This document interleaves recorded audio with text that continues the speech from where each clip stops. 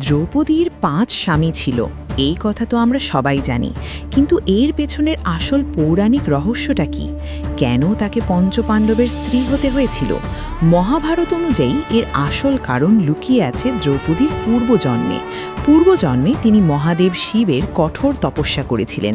তিনি মহাদেবের কাছে এমন এক স্বামী প্রার্থনা করেন যার মধ্যে ৫টি বিশেষ গুণ থাকবে: ধর্ম, অসীম বল, শ্রেষ্ঠ ধনুর্বিদ্যা, রূপ এবং ধৈর্য। মহাদেব তাকে জানান মর্তের কোনো একজন মানুষের মধ্যে এই ৫টি গুণ একসাথে থাকা একেবারেই অসম্ভব। তাই শিব তাকে বর দেন যে পরের জন্মে তিনি এই ৫ গুণ সম্পন্ন ৫ জন স্বামী লাভ করবেন।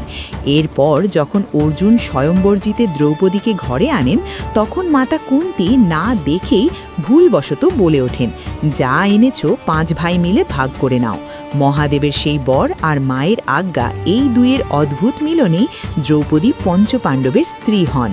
হিন্দু ধর্মের এমন আরও অজানা রহস্য জানতে এক্ষুনি আমাদের চ্যানেল মাইথো অরিজিন এআই বাংলাকে সাবস্ক্রাইব করুন।